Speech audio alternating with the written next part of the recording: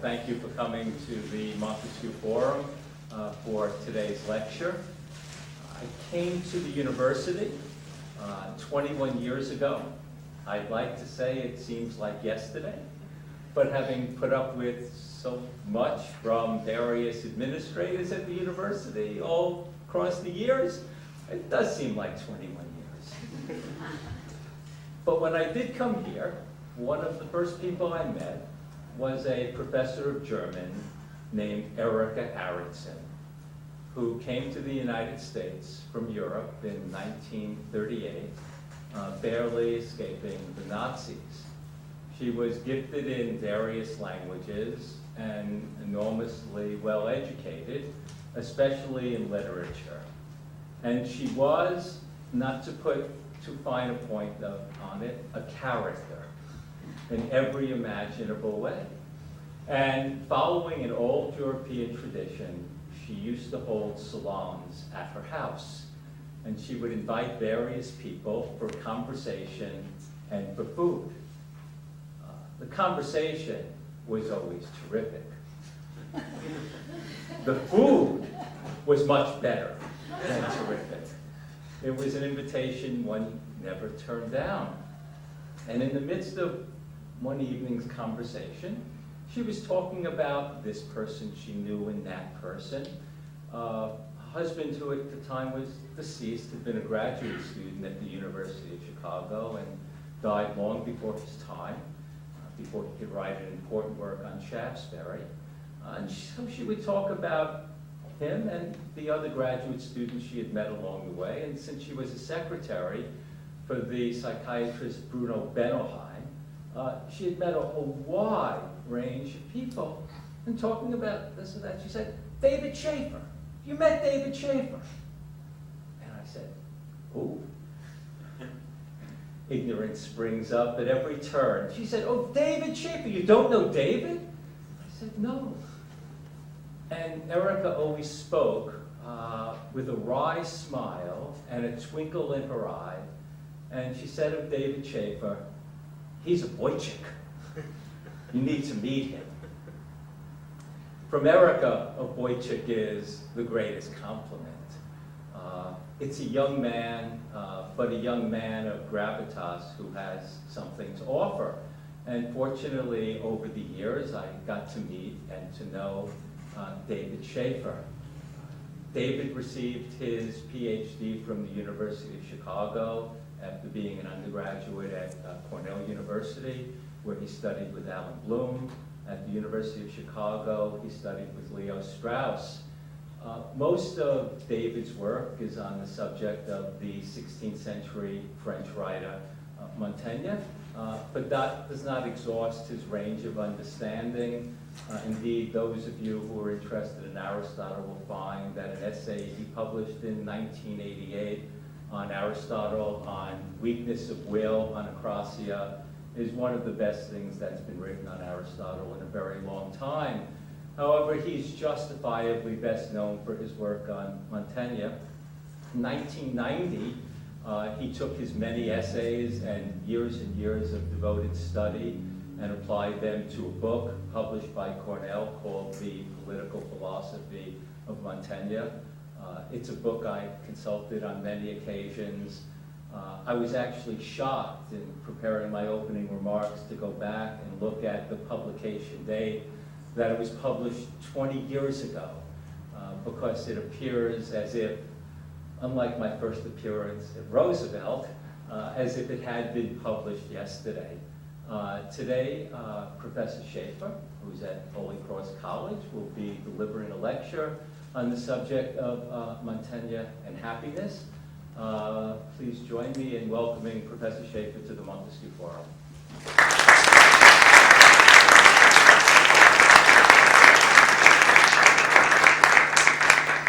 Thank you, Stuart, for that very kind introduction. I'm very touched by the Erika story. I hadn't realized that she had a view of me as a Wojcik.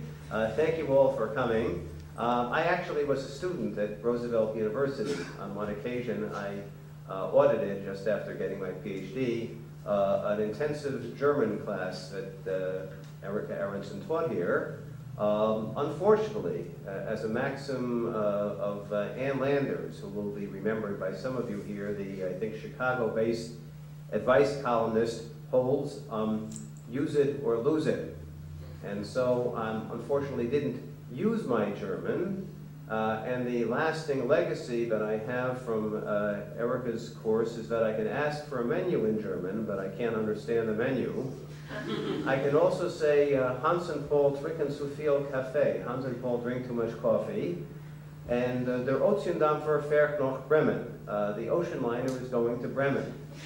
For some almost 4 decades, I have been looking for an occasion to use these sentences, and I don't know a couple of guys named Hans and Paul, and I don't even think that ocean liners go to Bremen anymore. So I am indebted, as I'm sure all of you are, to the education that I received at Roosevelt University, but I hope that yours will stay with you longer than mine did. However, fortunately here to talk not about a German, but about Montaigne, who is a philosopher whom I've been living with for more than 4 decades. I wrote my dissertation on him at the University of Chicago, where I left in 1971. And he's an author that I've been living with to a great degree ever since, even though not all of my writing has been concerned with Montaigne. I learned a lot about life when I was in my 20s and first studying him from reading Montaigne. I will try to pitch my remarks in such a way that those of you who already know Montaigne, particularly from being in Professor Warner's class, won't find them too redundant, and at the same time to be, I hope, comprehensible to those of you who are not particularly familiar with Montaigne. First, some words of background. Montaigne was a Frenchman who lived about 40 miles east of Bordeaux in southwestern France. He lived from 1533 to 1592. His family had recently been ennobled. During the earlier part of his life, he served as a member of the Bordeaux Parlement, that's a law court. And then in 1571, at the age of 38, he announced, inscribed this, his retirement to devote the rest of his life to the learned company of the Muses, meaning he was undertaking to write this book, The Essays. Montaigne is essentially a one-book author. The only other book attributed to him is a travel journal, which probably or maybe wasn't intended for publication. So he was just a one-book author, but what a book. The Essays is the first book written with that title. The French word is E-S-S-A-I, just like the English essay. But what Montaigne meant by the term essays is somewhat different from what the term has come to mean in English. There is an archaic sense of the word, excuse me, essay in English, as there used to be in French, of meaning to try something out or to test something, as in assaying gold with an A to see its merit, its worth. Montaigne described the essays as a record of the essays of his life, meaning in particular that he wanted to test out his judgment on all sorts of subjects and see how much he was capable of knowing. It's perfectly possible that Montaigne actually began working on the essays before he announced his retirement to work on it. And although it was the major occupation of the remaining 21 years of his life, he did other things as well. The highlights of his life as we know it include, above all, the active role that he took in negotiating among the leaders of the rival parties in the French religious wars that lasted from 1562 to 1589 and tore the country apart. Montaigne alludes slightly in the essays to the role we know he played as a negotiator and as an advisor in particular to Henry of Navarre, who, when he acceded to the French throne in 1589, finally brought those terrible wars to an end. Henry, to whom Montaigne served as unofficial advisor, had converted from Catholicism to Protestantism, but then, as the price of being named king, agreed to convert back to Catholicism, saying famously, "Paris is worth a mass." In other words, in order to become king of France, I'm willing to make the big step of reconverting. It was also Henry IV who said, "A chicken in every pot," but this has absolutely nothing to do with the subject. It sounds like something Calvin Coolidge would have said, but it actually was Henry IV, and he wasn't even running for office. Some of the odd features of the essays are, first of all, that Montaigne published it in successive editions, beginning in 1580, but kept adding to what he had already written and revising what he had already written. When the Essays was first published in 1580, it consisted of 2 books of 94 essays. When the next major revised edition occurred in 1588, it consisted now of 3 books, not 2, and of 107 chapters.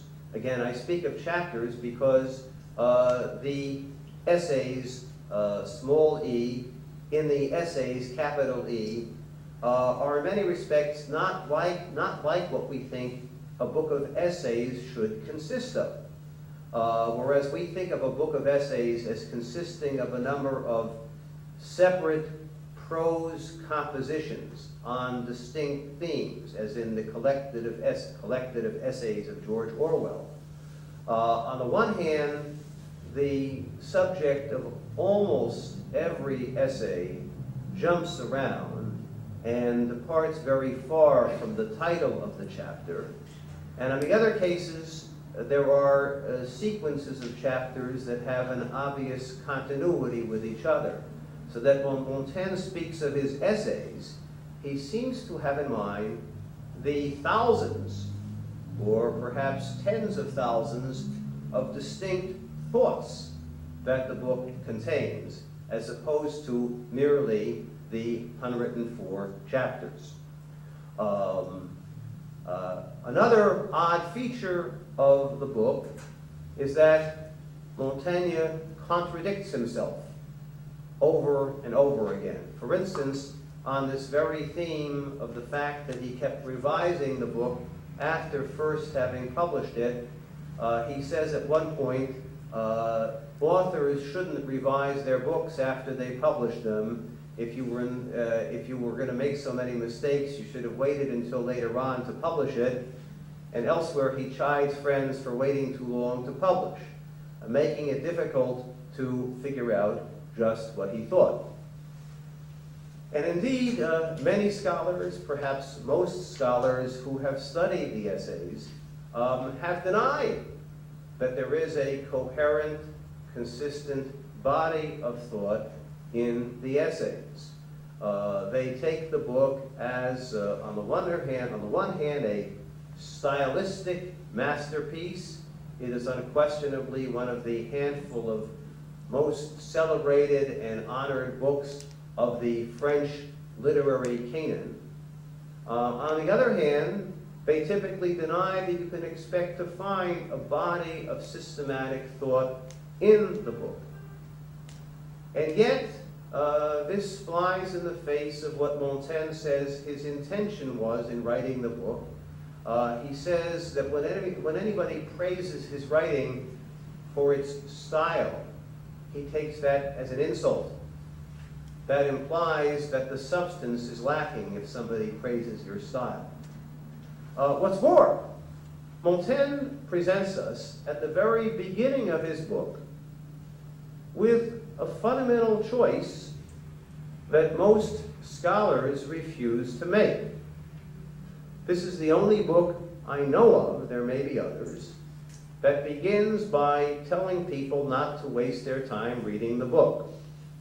The only analogous case I know of discouraging or seeming to discourage book sales was the book by the 1960s member of the Chicago 7 war protesters, written by Abby Hoffman, who came from the town I teach in Worcester, Mass., that was called Steal This Book. I assume that in one sense that helped book sales, and on the other hand it may have, for obvious reasons, discouraged book sales. But what Montaigne does in his very brief preface to the reader is to say, first sentence, this is a book of good faith. I'm telling you what it honestly is like right up front. And he says, I've just written this book in order to enable a few friends and relatives to retain some image of me after I'm gone. He claims to have represented himself with almost complete frankness, although he says that only if he had been fortunate enough to live among those primitive peoples who are said to live under nature's sweet laws, would he have portrayed himself utterly naked. But then he says, I have told you frankly that the subject matter of this book is basically trivial. Don't waste your time reading it. Now, to judge from the enormous popularity that the book has had ever since it was first published, not many readers who picked the book up were persuaded by Montaigne that it wasn't worth reading.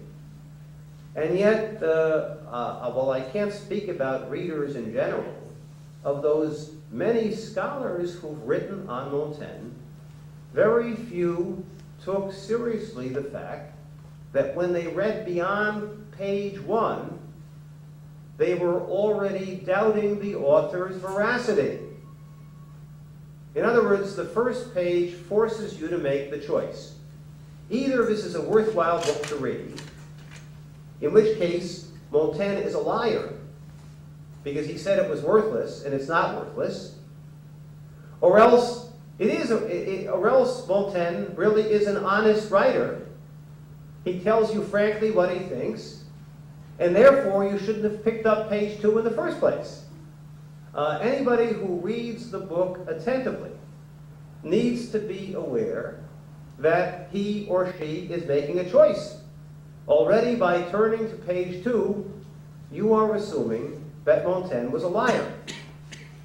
Now, one of the most interesting aspects of the book for me was that Montaigne, more than almost any writer in history, provides evidence quite openly for a controversial thesis advanced in the 20th century by the greatest of my teachers, Leo Strauss, who taught at the University of Chicago, about the fact of what is called esoteric writing.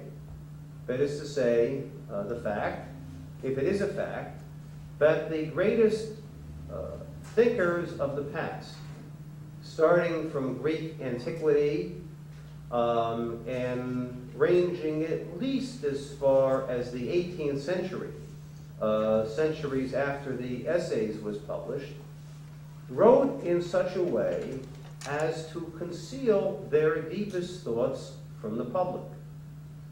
Not only does Montaigne on numerous occasions hint that he has had to conceal some of his controversial thoughts so as to avoid suffering persecution for them. His book was censured by the Vatican for a number of deviations from Orthodox opinion. And this was an era in which philosophers were still being burned at the stake. or otherwise persecuted, like the scientist Galileo, for saying things that went against Orthodox, that is to say Orthodox Roman Catholic, but also Protestant religious opinion. The philosopher Giordano Bruno, earlier in the 16th century, had been, if I recall correctly, burned at the stake. Another, Michael Servetus, was burned at the stake in Calvinist Geneva.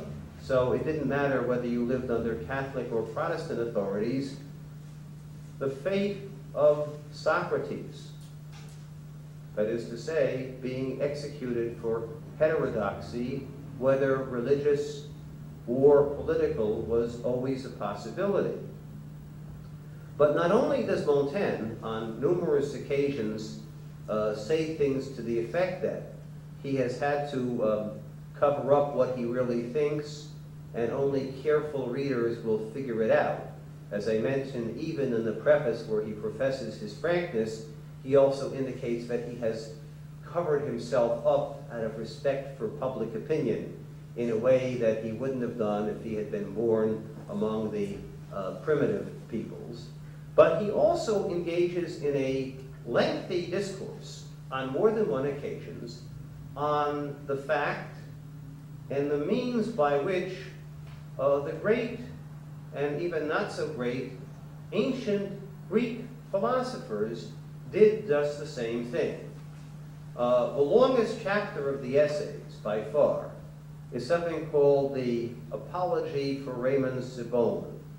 It is ostensibly a defense of the endeavor by an even then obscure 14th century Spanish theologian to defend the truth of the Christian faith by relying solely on reason. But what Montaigne actually does in the process of supposedly defending Sebone is to launch a withering critique of received religious opinion. He purports to be mocking the philosophers for pretending to greater knowledge than man can possess, but he actually winds up criticizing religious orthodoxy for the presumption in thinking that we can know the existence, let alone the nature or will of God. There is a particular passage that's of great interest in what is, in English, the best translation by Donald Frame, published more than half a century ago, but is still the best in the sense of most accurate translation, in which Montaigne divides, following an ancient source, the philosophers into three categories. First of all, the dogmatists who said, we know the truth. Secondly, the skeptics who said, we can't know the truth. And thirdly, the academics who said, we know so little that we can't even know whether we can know the truth. Which all sounds, in the last version, slightly nonsensical, as I think Montaigne intends it to sound. Because after launching what looks like a defense of the skeptics, those are the people who said we can't know anything, he says, actually, the distinction among the dogmatists, the skeptics, and the academics, the people who said we don't even know that we can't know, is artificial. In fact, all the philosophers were skeptics, deep down. It's just that some of them, the dogmatists, put on a mask of assurance, as he says at one point, so as not to frighten the children. He says, for instance, of Aristotle, widely regarded as a dogmatic philosopher, and whose thought was incorporated into Catholic theology as a result, above all, of the great 13th century theologian Thomas Aquinas. He says of Aristotle, he ordinarily piles up for us a great number of other opinions and beliefs to compare with his own. We see him often deliberately covering himself with such thick and inextricable obscurity that we can't pick out anything of his opinion. In fact, it's skepticism in an affirmative form. So those of you who tried to study Aristotle and have a difficulty understanding him are not entirely to blame if Montaigne is correct. Aristotle purposely wrote in such a way as to obscure his real thought, so that only the very diligent, questioning reader would be able to penetrate beneath these dogmatic statements, which sometimes contradict each other, to get at what he really thought. Similarly, Montaigne says of Plato that he favored the dialogue form. Plato, of course, other than some letters, wrote only dialogues in which he never speaks in his own name. Plato favored this form of philosophizing in dialogues deliberately to put more fittingly into diverse mouths the diversity and variation of his own ideas. In other words, it would be a mistake to read Plato, as so many philosophical scholars do, as somebody who put his thoughts into the mouth of his teacher Socrates and put the thoughts that he disagreed with in the mouths of the other people, especially bad guys like the sophist Thrasymachus in Book 1 of Plato's Republic. Actually, Plato purposely scattered his thoughts among various characters so that, in the first place, we, the reader, the diligent reader, would receive an education by comparing the different characters' opinions and arguments for their respective positions. Second, he says, referring to Socrates' discussion of a noble lie in Plato's Republic, when Plato writes on his own, he makes no certain prescription. But when he plays the lawgiver, he borrows a domineering and assertive style, and yet fixes in boldly the most fantastic inventions which are useful for persuading the vulgar, the many, as they are ridiculous for persuading himself, knowing how apt we are to accept any impressions, above all the most wildest and most mysterious, and therefore he takes great care that in his dialogue, The Laws, people shall publicly sing only poems whose fabulous fictions tend to some useful purpose, and it being so easy to imprint all sorts of phantasms on the human mind, he thought it injustice not to feed it rather unprofitable lies, rather than lies that were either useless or harmful. In other words, since most people's lives are based on unthought out opinions or prejudices, why shouldn't the philosopher who wants to benefit the public in his writings teach them edifying lies, beneficial lies, rather than unedifying lies? Now I begin to move closer to my official theme of Montaigne and happiness. Montaigne takes issue with his philosophic predecessors for their dishonesty. Even though I've suggested Montaigne's own profession of honesty is misleading, there is a sense in which he would maintain he was significantly more honest than all of his philosophic predecessors. First of all, from the very fact that in this remarkably open fashion, practically unprecedented in the philosophic tradition up until that time, he reveals what the philosophers were doing. If, in fact, this is a correct insight, and this is what Leo Strauss, not basing himself on Montaigne, so far as I know, he did not study Montaigne. This is what Strauss in the 20th century maintained was true of the great tradition of political philosophy. But what is of particular interest for our theme is what, according to Montaigne, the classical philosophers deceived the public about.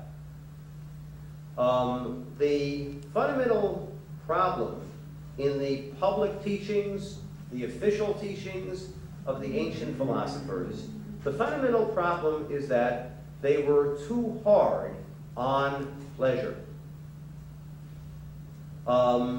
Believing, as Aristotle says in his Nicomachean in Ethics, that we are too easily tempted to exaggerate the importance of pleasure, especially physical pleasure in life. Aristotle says, provisionally in his Ethics, the best tactic is to steer towards the opposite extreme from the one that we are naturally tempted by.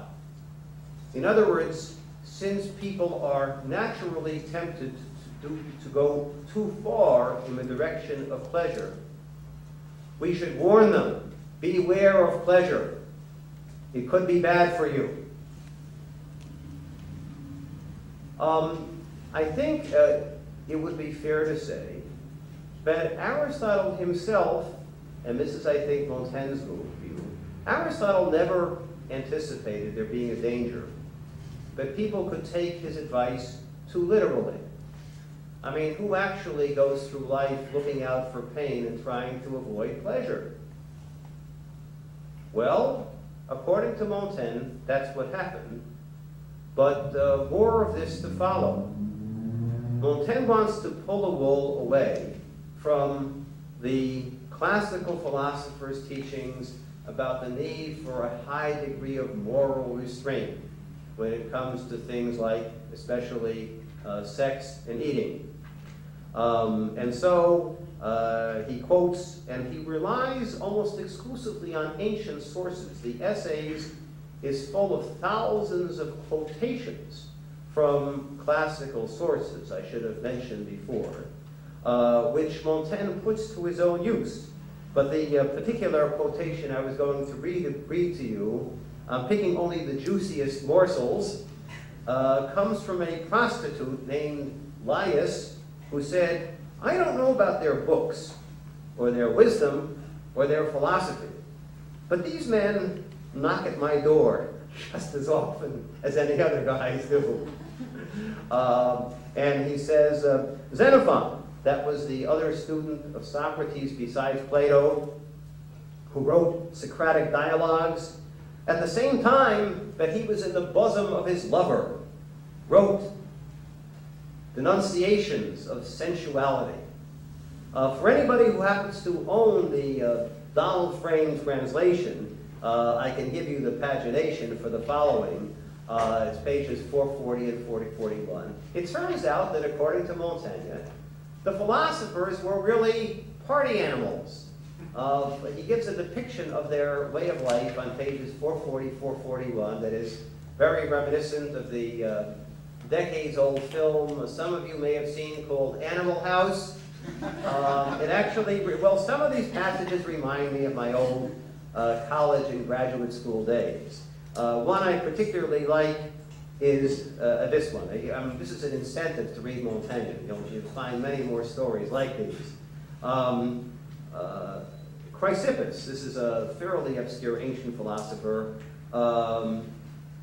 used to say that a philosopher will turn a dozen somersaults in public even without his pants on for a dozen olives.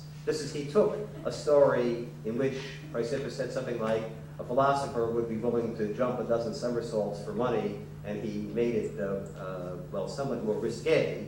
But the story is Metrocles. Again, these are fairly obscure ancient philosophers, not on the level of Plato or Aristotle or Xenophon. Metrocles, rather indiscreetly, let out a fart while debating in the presence of his school, and he was staying in his house hiding for shame because he let out the fart. Until Crates, that's another philosopher, went to visit him, and adding to his consolations and reasons the example of his own freedom, started a farting contest with him, by which he rid himself of his scruple, and furthermore drew him over to his own freer school from the more polite Aristotelian school to which Crates had belonged. Montaigne mentions in this context the opinion that to abolish public brothels of the sort that I think Nevada still provides is only to spread elsewhere the lechery that was assigned to those places, but also spurs men on to that vice by making it difficult. As he says in a later chapter, our desire is increased by difficulty. So if you want to boost the sales of a book, all you have to do is ban it, and people will run to buy it.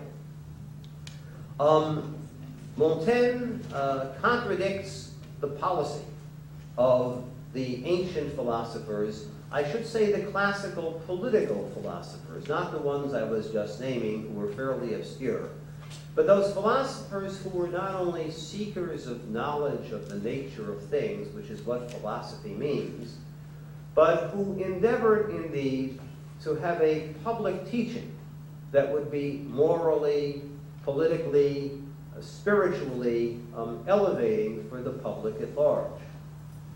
Why? To put it briefly, as I think Montaigne would say if he were being frank, although Aristotle and his fellow political philosophers may have deemed it impossible that anybody would take their advice too literally and avoid pleasure too much, that's so unnatural, centuries after Aristotle's time, a new religion arose, which indeed taught people that carnal lusts are inherently evil, and that the more you avoid physical pleasure, the more you avoid accumulating wealth, the more obscure, the more suffering you are, the more likely you are to go to heaven and enjoy eternal bliss. In other words, over the very long term, over a term of a few centuries, Plato and Aristotle miscalculated, both in Aristotle's taking too hard a line against pleasure, and Plato's writing a dialogue like the Phaedo that encourages people to think that bodily pleasures and pains don't matter at all. What really matters is your immortal soul. Plato's Socrates develops this theme by a series of very illogical arguments, but many people who may not have worked through the logic were nonetheless impressed by the vision. And I think from Montaigne's point of view, when Greek political philosophy came together with biblical religion, that is to say originally the Jewish religion, within the Roman Empire, the recipe was created for a doctrine of asceticism that would be the cause of suffering not only in teaching people to underestimate their own need for physical pleasure, but also that would encourage them to be hard on other people on the ground that only by doing things like torturing other people to death in the Inquisition, because they were heretics, would you ensure your own way to heaven. Let me move from this theme, because why don't leave time for questions. I should speak for another few minutes, Stuart, and then, okay, I want to follow Montaigne's advice of moderation.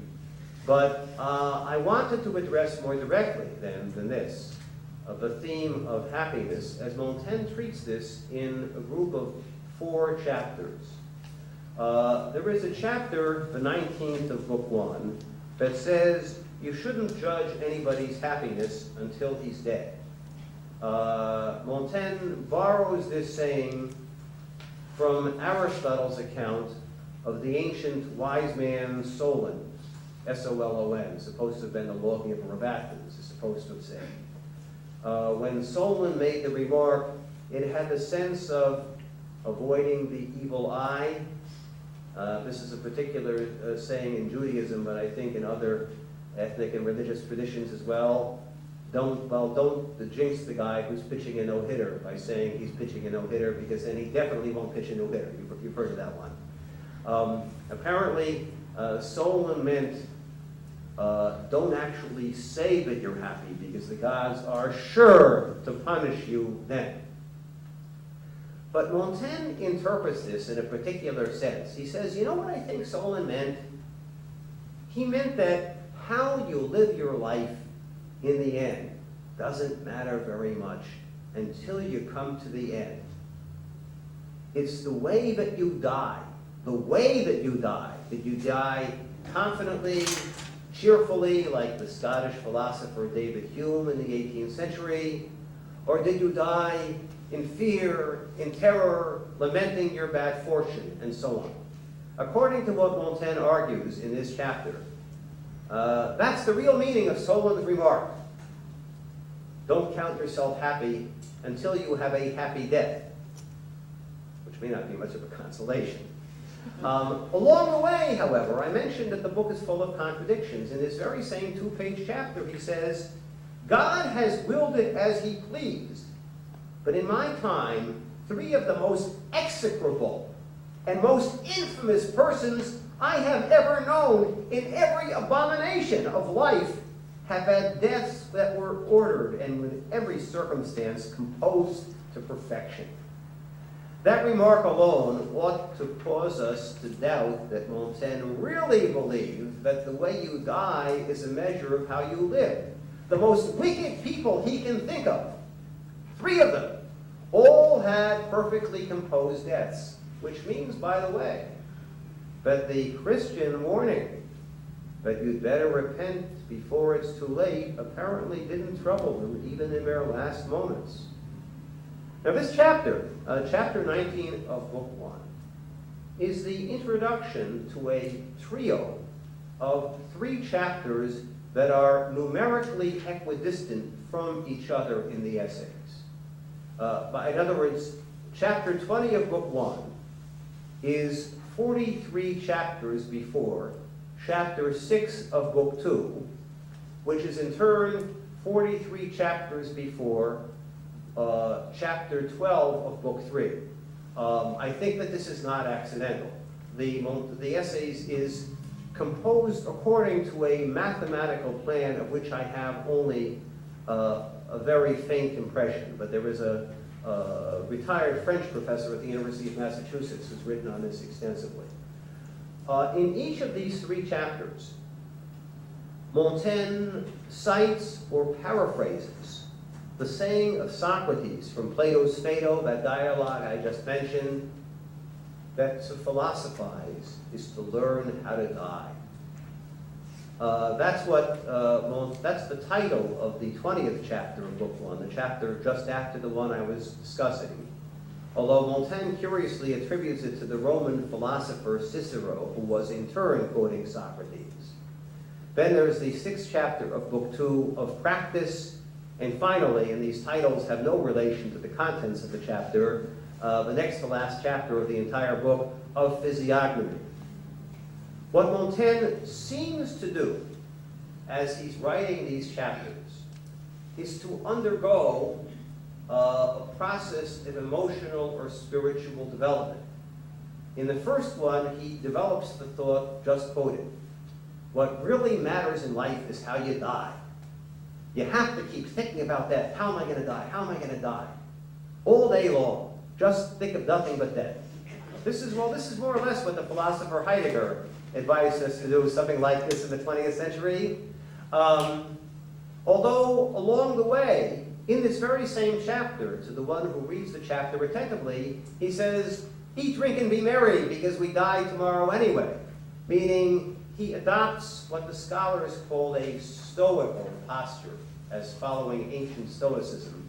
But he interrupts the stoical posture with remarks that are completely anti-stoical.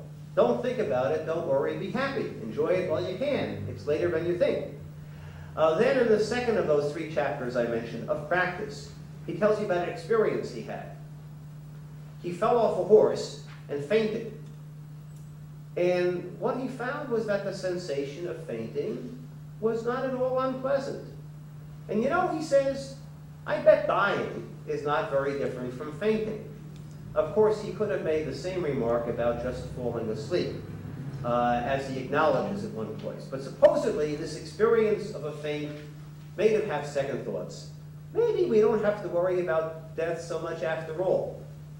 Finally, in the next to last chapter of the entire book of the essays, he emphasizes Again, don't worry, be happy. The purpose of life is not to die. Life should be its own purpose. Enjoy yourself and don't worry about how you will die. When it comes time to die, nature will teach you well enough. What's the significance of all this? Surely what Socrates meant when he described philosophy as learning how to die is something like the following. Philosophers know how to die in the sense that thanks to their lifelong pursuit of understanding, they understand and accept their place in the whole of things. From that perspective, one's mortality is something to be accepted because one appreciates the nature and the goodness of the cosmos as a whole. Surely Socrates did not mean you better spend your whole life thinking about death, otherwise you'll have a miserable death, and boy will you be sorry then when you're dead. Why is Montaigne trivializing the Socratic maxim in this way? Well, again, I think it's because of the manner in which the Socratic doctrine, which Nietzsche in the 19th century called Platonism for the people. Christianity is a popularization of Platonism. The way that Christianity took up this notion, that the whole of life is a preparation for death, in the sense that you had better prepare to meet your Maker. But what life is about is avoiding sin as much as you can, but since we are all tainted by original sin, you can't really enjoy it, you can't really avoid it, and therefore prepare to meet your Maker, and do all your religious duties, including upholding the church, for the sake of maximizing your chance of making it into heaven. Montaigne trivializes this whole issue by making it seem that what's at question is, how am I going to enjoy or not enjoy my last 15 minutes on earth? But there is, I think, on the one hand, there is a case to be made, certainly in Montaigne's time, that as the great Russian writer Alexander Solzhenitsyn said in his commencement address at Harvard University 32 years ago, there was a time when, in the Western world, the good of the soul was overemphasized at the expense of the good of the body. Solzhenitsyn argued that in the subsequent centuries, the West went to the other extreme of exaggerating hedonism, the emphasis on material wealth, the emphasis on individualism understood as selfishness. And so in the end, I think, if Solzhenitsyn is correct, what we would have to do is consider what Montaigne said in the light of what he did.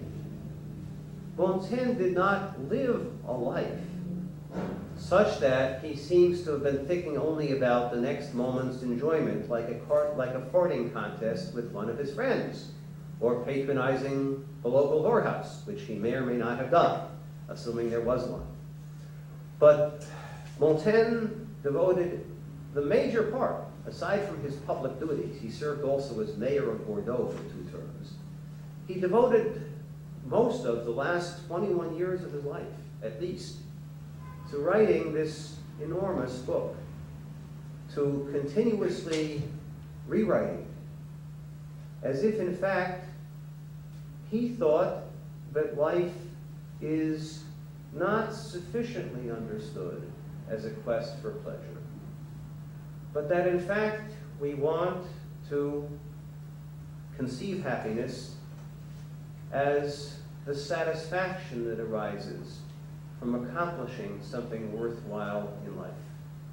That's not to shortchange pleasure, that's not to mean that the pleasures of dining, such as I enjoyed at Stewart's house yesterday evening in great conversation, and the other pleasures of life should be shortchanged.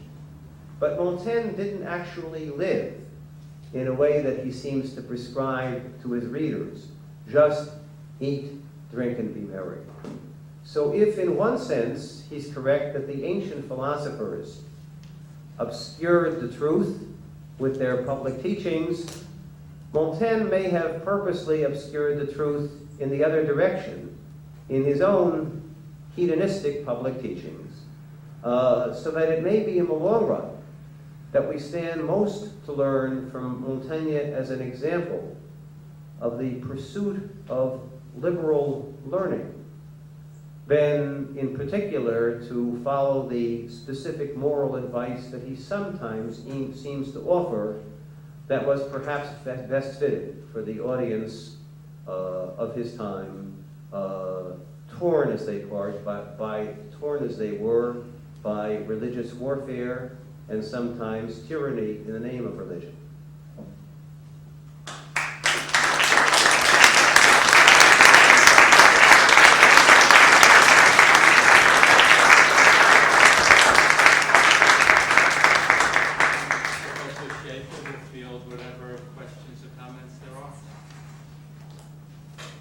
Yes, please.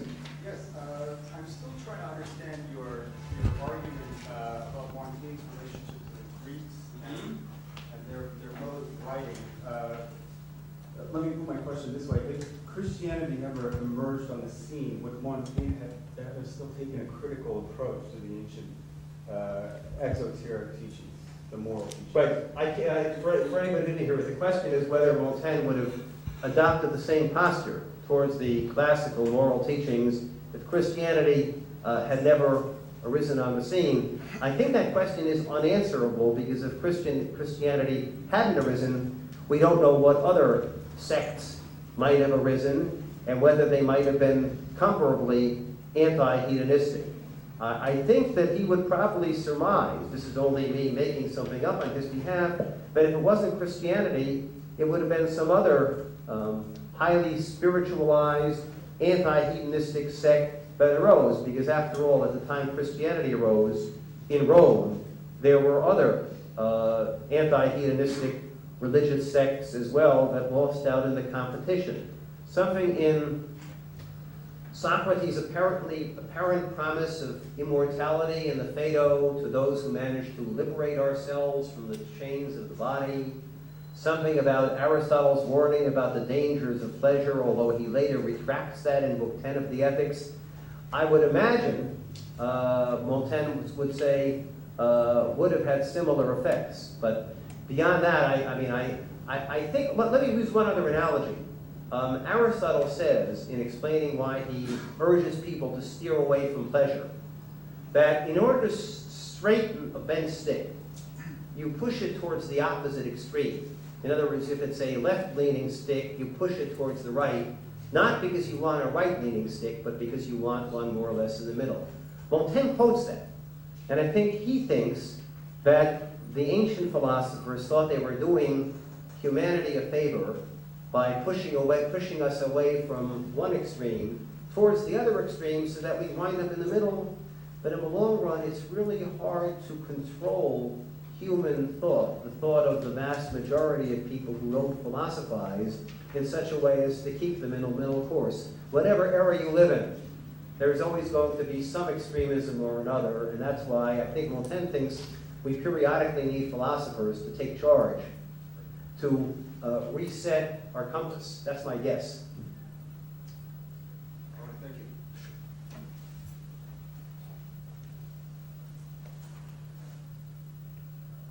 Yes?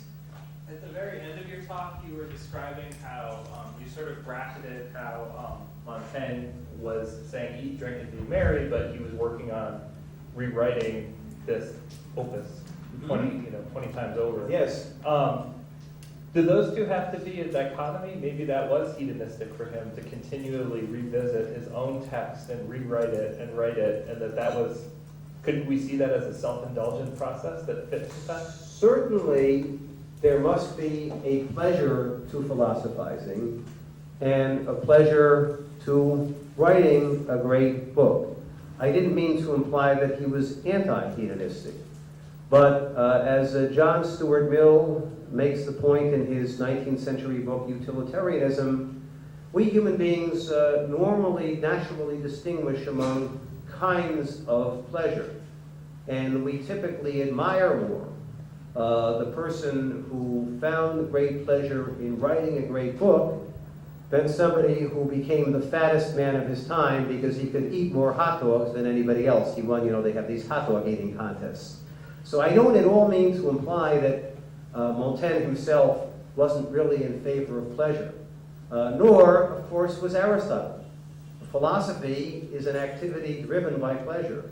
But if we're giving advice to human beings generally, in our time in particular, as Tocqueville wrote in the 19th century, we want to encourage people to take more of a long-term view, to undertake great enterprises rather than literally just think of eat, drink, and be merry.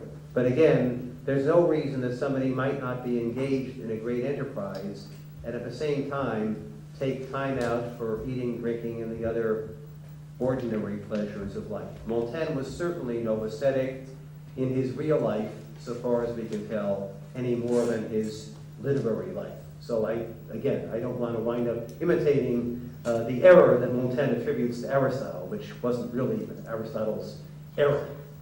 Again, if you read Book 10 of the Ethics, Aristotle says something like, I didn't really mean that. And he says philosophers who go around disparaging pleasure actually wind up being uncovered as hypocrites, so their advice doesn't really work. The Ethics, like many great books of philosophy, is a developmental work in which you have to, as Montaigne warned, read all the way through and consider the contradictory advice before you figure out where the author is going. But I think it's fair to say that Aristotle's reputation as a teacher of ethics is largely that of an anti-hedonist.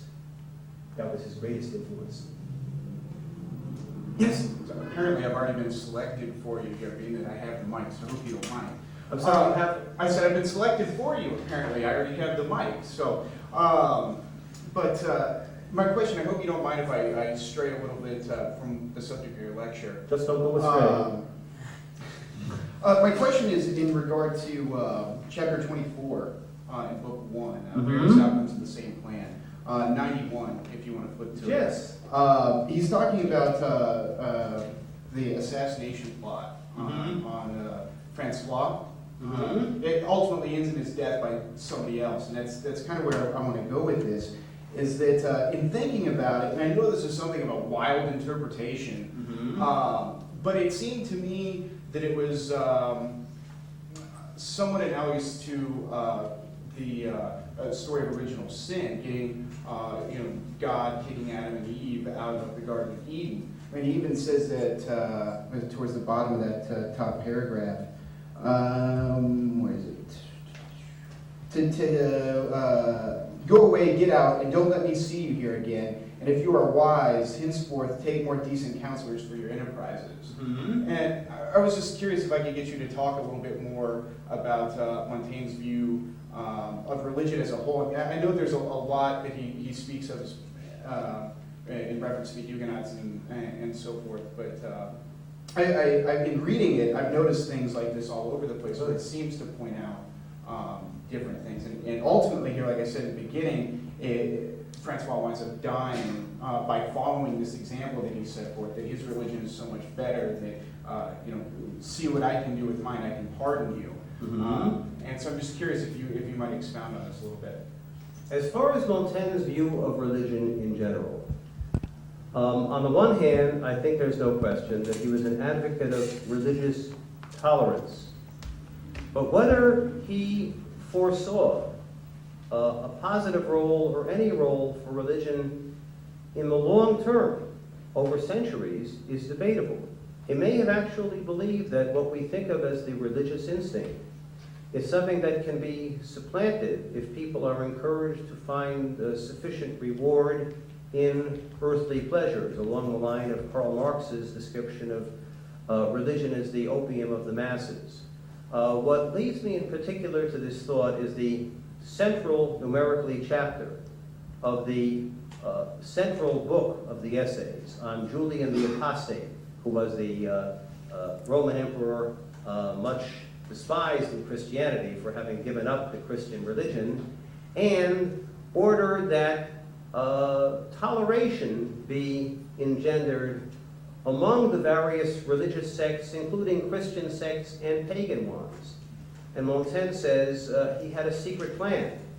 His secret plan was, by encouraging toleration, to get the different sects to battle it out against each other and weaken religious belief. Now, I mention the significance of this because the Essays is a book that has two centers. Montaigne explicitly in Book 1, Chapter 28, talks about the importance of the center of a book.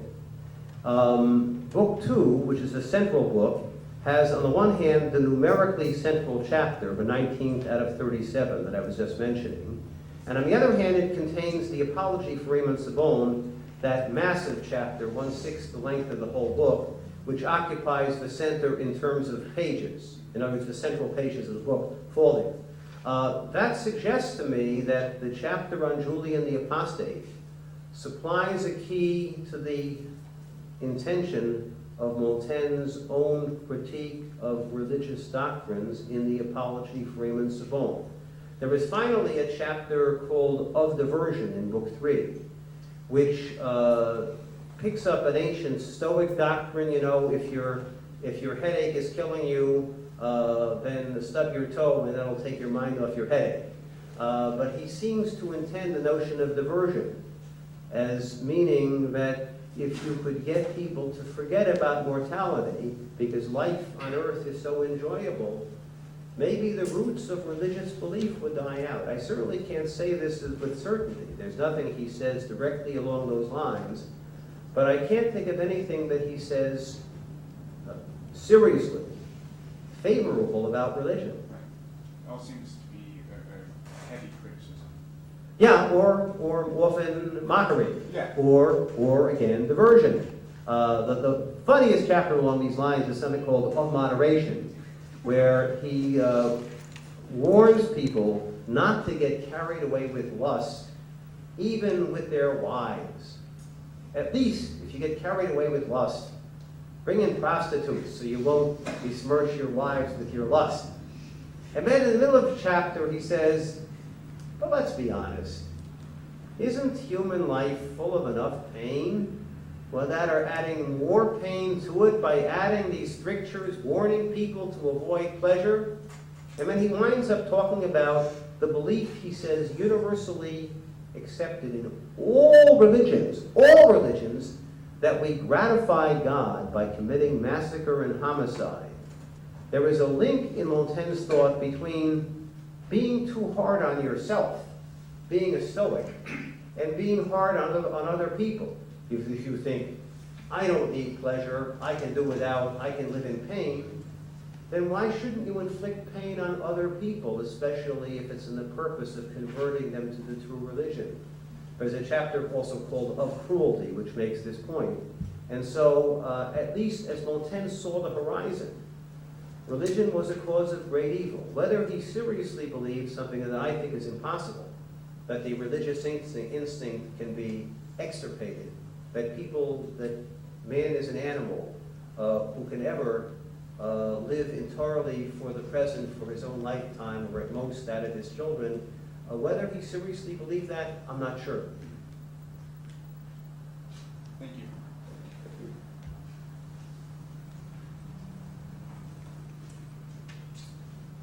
Yes, yes.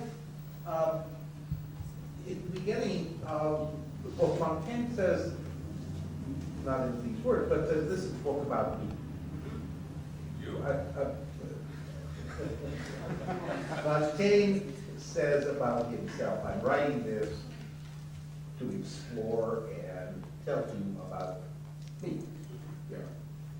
What does what you just told us about his view of happiness or pleasure, what do you think he's trying to tell us about himself in this process? Or is he not saying anything about himself? I think that what he does is a greater clue to what he seriously believed about happiness than what he says. On the one hand, of course, he is entirely earnest in making fun of those anti-pleasure people who want to deprive life of fun on the ground that that's the only way to go to heaven.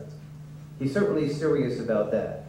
But again, his treatment of the Socratic saying that to philosophize is to learn how to die, as meaning you got to spend your whole life preparing for the last 15 minutes, an opinion which it's easy for him to then refute, supposedly on the basis of his own personal experience. Fainting or falling asleep isn't really all that bad, and if that's what death is, big deal. When he trivializes, I would say, the purpose of life in that way, I am inclined to think that his real opinion is signified more by the writing of this book, which again is just incredible for its learning. The thousands of classical, especially, passages that are quoted therein. I'm inclined to read the book itself as the achievement of the book, as more significant of his own view of happiness, meaning he really did want to accomplish something in life. He refers more than once to an interest in achieving glory, even though in the preface he says, I'm not interested in glory.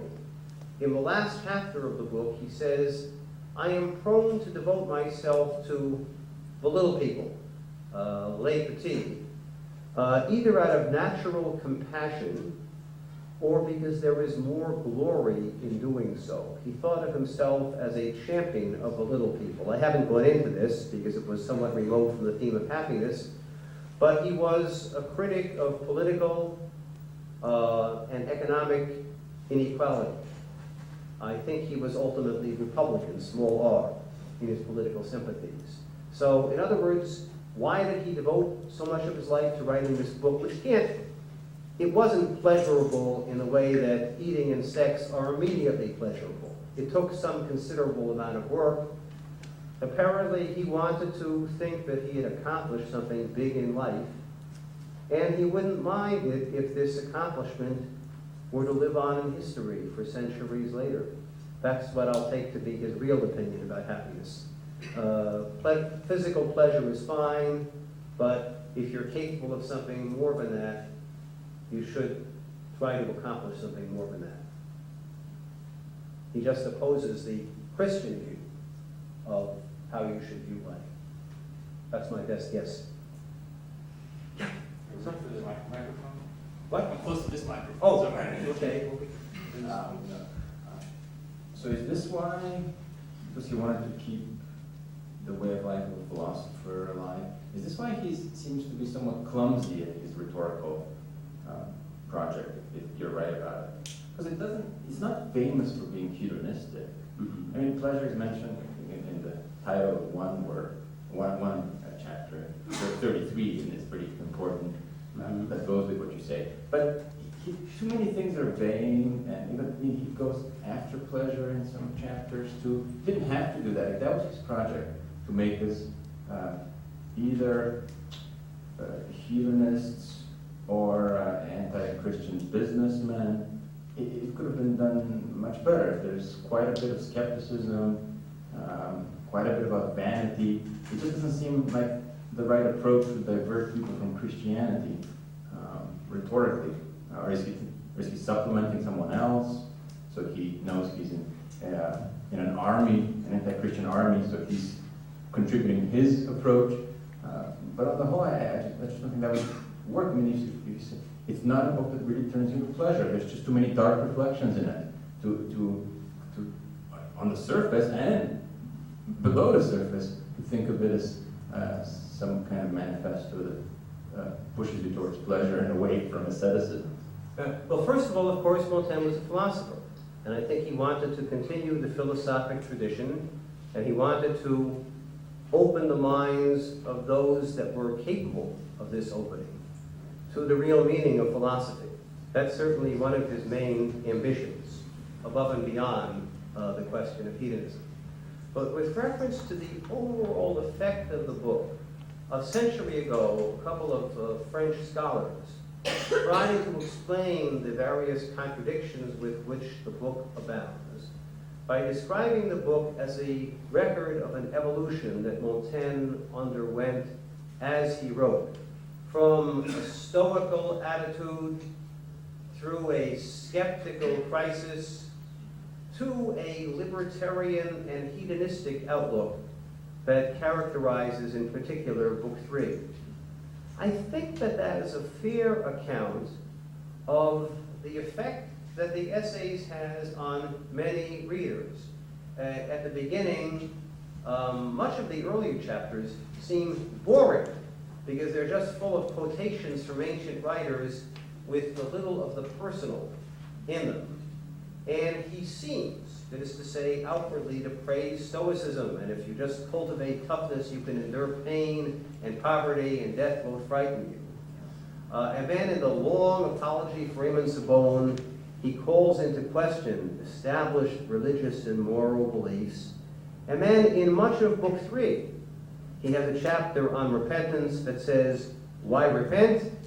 He has a chapter called Aversion that says, you know, if you're feeling sad, just think of happy thoughts. He has a 40-something page chapter on the joys of love and sex and why husbands make too big a deal about their wives playing around on the side. It's not such a terrible thing. It's natural. So, again, it's hard to judge the effect that a book has on other people. But I think what scholars have described as its effect in 17th and 18th century France was largely ridiculing, I should say, not merely, I should say weakening extreme piety, but also ridiculing the aristocratic code. His critique is developed not simply against religious dogma, but against artificial inequality. Rousseau, in his, I think it's his first discourse, he's in the first discourse, second discourse, draws on the last line of Cannibals, where Montaigne reports how the cannibals who had been brought back to France were amazed that grown men would obey a child, meaning if he happened to be the heir of the previous king, or that rich men were gorged with food while poor men were starving. And then he says there's something else they mentioned, but I forget. It's probably religion. But he had other purposes in mind, certainly. But you wanted happiness, so I gave you happiness.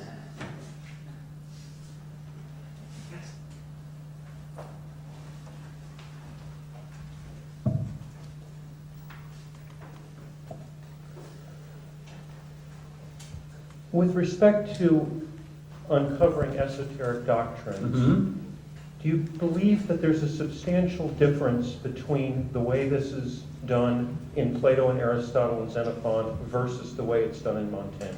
Definitely. And here what I'm saying is based on my reading of Montaigne, but this is in conformity with what Leo Strauss said.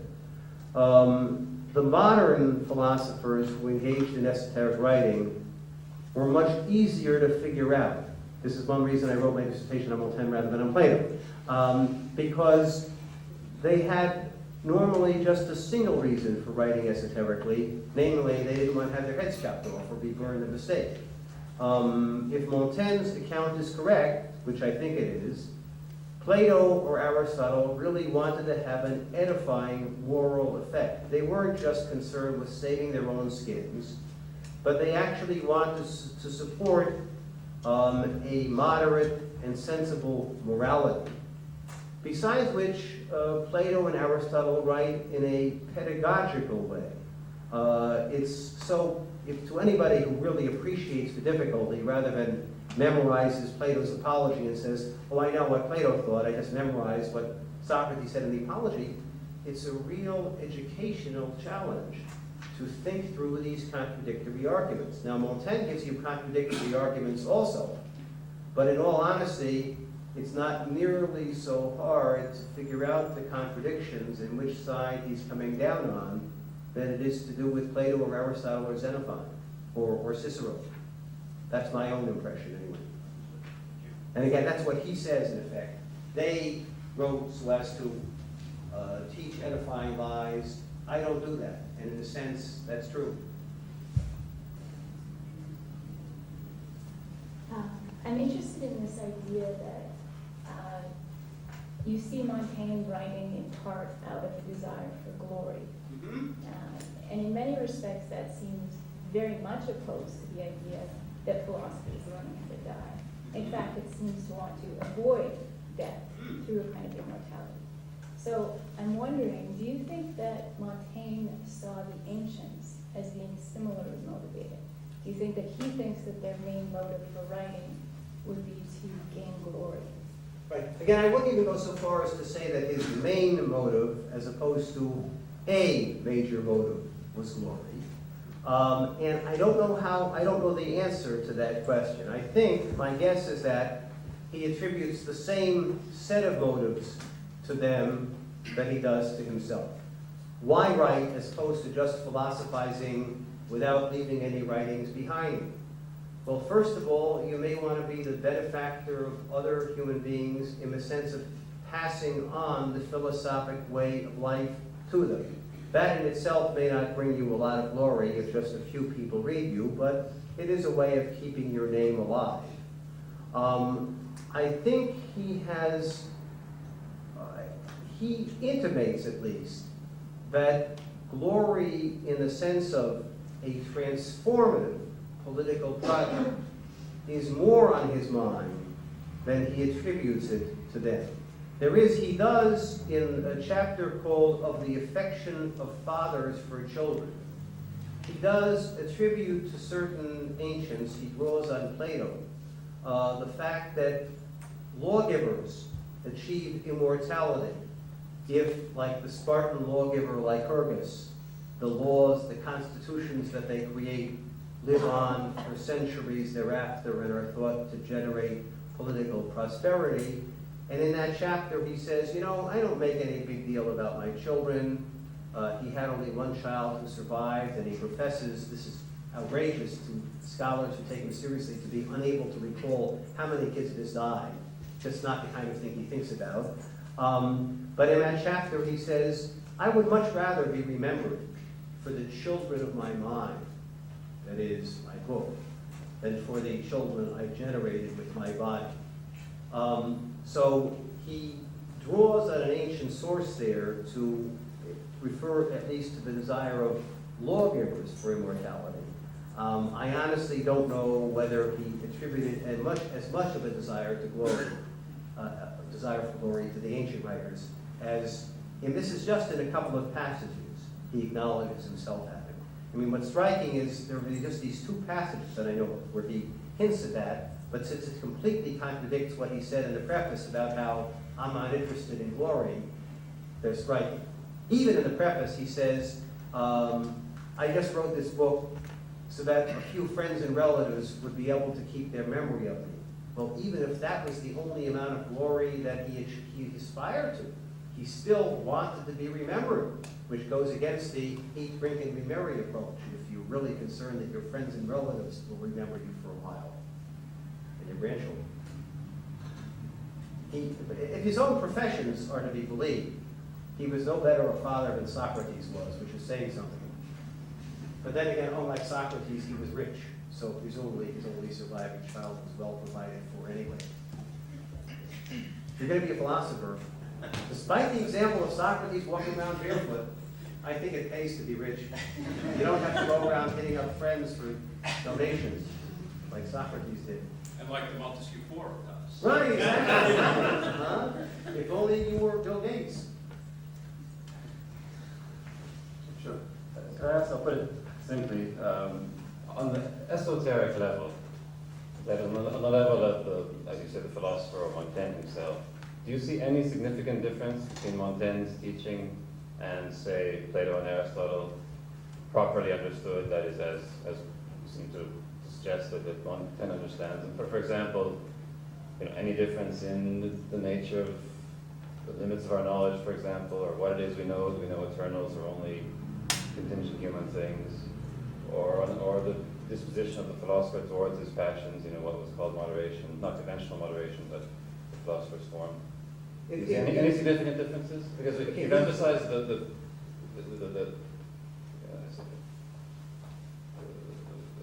commonality as compared with the general view.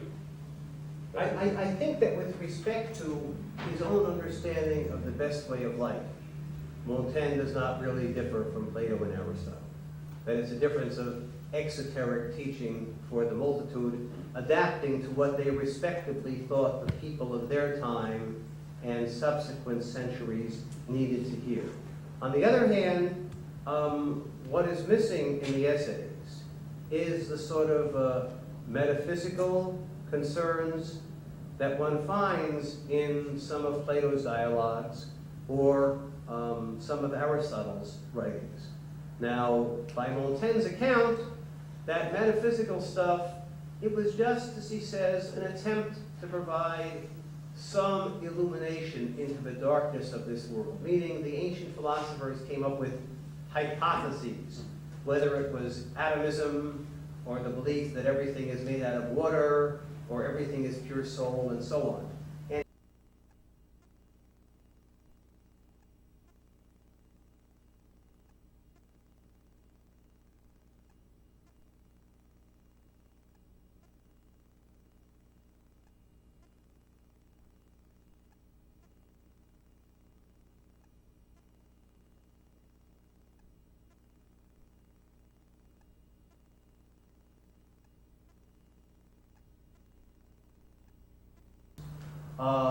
But again, there is, while there is, I think, agreement about what a good life, a happy life consists in, there may be an element of disagreement when we get to the more theoretical issues. He comes close to, he's very close to Lucretius and to ancient atomism in the arguments that he lays out. But without, I think, adopting a clear posture on those subjects. He seems most sympathetic to Lucretius. I was about to ask, underneath the mockery of the many hypotheses,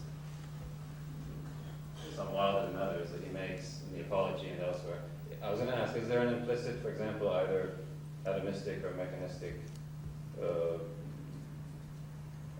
can call it metaphysics or view of the cosmos? Is there something implicit that he doesn't want to make too explicit to avoid the dangers of metaphysical speculation and what it can lead to? Or is that? It's perfectly possible that there is, and it escaped me too. Again, to the extent that I follow his argument, he at least at one point adopts a deterministic outlook on the whole. He says anybody who could develop a complete picture of the exact state in which things are right now could forecast the future. Now, I don't find that terribly plausible because it abstracts from the possibility, the Heisenberg effect, by just observing things and commenting on them will themselves affect what happens in the future. But he does, this is in the Apology for Enunciable, he toys with atomism, and at one point he refers to the fatalism of the Turks, meaning the Muslim belief that everything is preordained, and says, well, at least it fortifies their armies. But I don't think that he was a fatalist himself. But again, with respect, so far, unless I have missed something allegorical, and there are certainly entire chapters of the essays which I have never been able to figure out. I can't figure out what they're actually about. So it could be that I'm, seriously, that I'm missing major themes. But as best as I can tell, he's sympathetic to Lucretian doctrine, to atomism, but unlike Lucretius, he has a political project. Epicureanism was designed as a recipe for securing contentment on an individual level, free you from religious terror, for one thing. Montaigne really wanted to transform public opinion, popular belief, and really have more of a transformative impact on the world than I think somebody like Lucretius ever aspired to do. Just to follow up, would you say that, Excuse me, we still have to keep it last. okay, just to follow up, would you say that Montaigne's possible belief in the extirpation of the religious instinct would be something that distinguishes him from Plato and Aristotle? Yes, if I'm correct, and again, I can't be sure, but that was his intention. But for sure, if that was his intention, that's a fundamental difference from Plato and from Aristotle, maybe not from Lucretius. Would you say that his style of writing, then, his more lax esotericism, is a possible reflection of that belief? That there would be a connection between his belief and the possible extirpation of religious instinct and his more lax esoteric Well, style? he's much more open about his religious skepticism than Plato was. I mean, I think from his point of view, Plato and Aristotle were just as much unbelievers as he is, but they covered up that unbelief not only to save their skins, and part of the reason he got away with so many outrageous things, saying really dangerous things, his book was not placed on the index until 1676. That was the church's index of prohibited books. Is that, first of all, he was an influential nobleman, and second of all, at a time of religious strife, the leading contenders in the civil wars were more interested in him being a politically reliable god than in whether he was strictly orthodox in what he wrote. And amazingly, he says he managed to get along between the two sides, these Catholics and Protestant leaders fighting it out, and both sides trusted him, which is probably why he was elected as mayor of Bordeaux. He was a compromise candidate, and apparently he played a major role in bringing the religious wars to an end, not through his book, but through his political activities as advisor. All right, thanks. Thank you very much.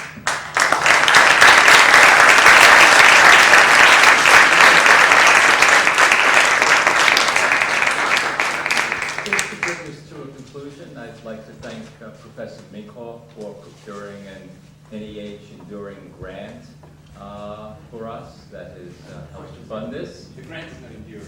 Well, it is an enduring grant, for the enduring questions grant. Thank you. And also to say that next semester there will be 2 lectures on Plato's Republic, one by Catherine Zuckert of Notre Dame and one by Ronna Berger of Tulane. Thank you.